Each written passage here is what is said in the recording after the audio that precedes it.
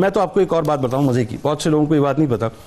میں ایکچولی میں جو میٹرک کیا ہے گلستان شاہ عبداللطیف بھٹائی اسکول سے کیا. اس وقت وہ top of the line school ہوتا تھا. یہ ویسے بہت پرانی بات ہے، 3 صدیوں پہلے کی بات ہے، لیکن ہم تقریباً سمجھ لیں عمر کے 15 برس ہم نے شاہ صاحب کے نام کے سائے تلے گزارے ہیں.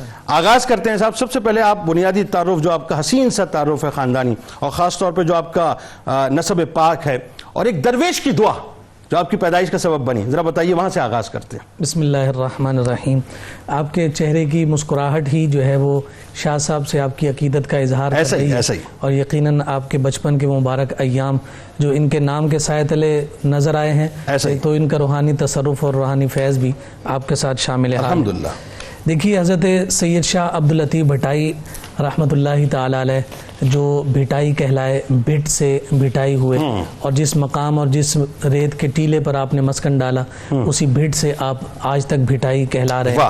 آپ کے اگر ہم خاندانی شرف کے اعتبار سے دیکھتے ہیں تو اتنا ہی کافی ہے کہ آپ سادات سے تعلق رکھتے ہیں، اور آپ کاظمی سید کہلاتے ہیں. 23ویں پشت میں آپ کا جو سلسلہ نسب ہے وہ حضرت سیدنا امام موسیٰ کاظم سبحان رضی اللہ اللہ تعالیٰ عنہ وہ سلام اللہ علیہ کے ساتھ جا کر مل جاتا ہے. سبحان اللہ. اور پھر یہ علوی اعتبار سے بھی جانے جاتے ہیں کہ آپ کی جو سیادت ہے جناب سیدنا علی المرتضیٰ شیر خدا رضی اللہ تعالیٰ عنہ کے ساتھ متصل. سبحان اللہ. یعنی علوی فیض جو ہے وہ شامل ہے. علوی فیض اس میں داخل. وہی بات ہے کہ امام جعفر صادق علیہ السلام کا فیضان بھی شامل ہے، امام موسیٰ کاظم علیہ السلام. وہ تو پھر تسلسل جاری و ساری ہو جاتا ہے. سبحان اللہ.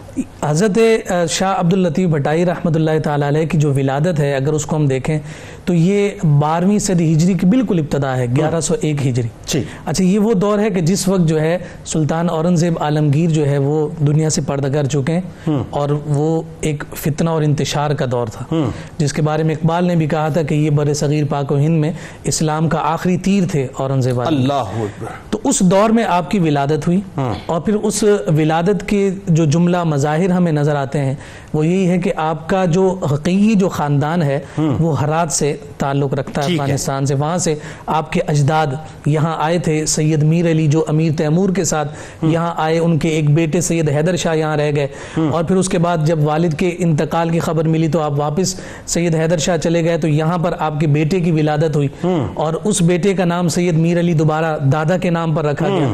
ان سے جو ہے انہوں نے 2 نکاح کر رکھے تھے، تو ایک ترک خاتون تھی اور ایک یہاں حالہ کی خاتون تھی.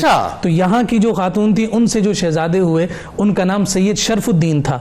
تو اسی وجہ سے اسی نسب سے جو ہے جناب سیدنا شاہ عبداللطیف بھٹائی رحمۃ اللہ تعالی علیہ کی ولادت ہے. آپ کے جو والد بزرگوار ہیں سید حبیب شاہ رحمۃ اللہ تعالی علیہ، وہ خود جو ہے ایک جذب صفت شخصیت تھے، خدا مست درویش تھے، اور یہی وہ رنگ تھا کہ جو آپ کی شخصیت میں حضرت شاہ عبداللطیف بھٹائی کی شخصیت میں بچپن ہی میں قائم ہو گیا تھا. یہاں میں وہ بات بھی عرض کرنا چاہوں گا جو دعا کے اعتبار سے آپ نے بھی اشارہ، بڑی کمال بات ہے. حضرت سید حبیب شاہ جو ہیں، ان کے جو والد ہیں، ان کے 3 نکاح تھے، لیکن اولاد امجاد نہیں تھی، اور آپ اس حوالے سے پریشان رہتے تھے کہ میرا نسب کہیں رک نہ جائے، میری اولاد نہیں ہے، میرا نام آگے کیسے چلے گا. تو ایک کلندر اور درویش آپ کو نظر آئے جن کا نام بھی عبداللطیف ہی بیان کیا. بعضوں نے کہا کہ ان کا نام ہاشم تھا، لیکن یہی ذکر کیا کہ ان کا نام عبداللطیف تھا. ان کے سامنے آہوزاری کی، کہا کہ دعا کر دیں مجھے اولاد مل جائے. تو وہ اپنے جوش میں بیٹھے تھے، جوبن میں تھے. وہی بات ہے نا کہ جسمانی طور پر اور لباس کے طور پر تو بالکل وہ پراگندہ نظر آتا ہے، لیکن جو زبان سے کہہ دیں اللہ رب العزت ویسے ہی فرماتا ہے. یعنی وہی بات ہے نا کہ وہ لوگ ہیں جو بظاہر پراگندہ نظر آتے ہیں، لیکن اگر اللہ کے نام کی قسم اٹھا لیں تو اللہ ان کی قسم کو سبحان اللہ.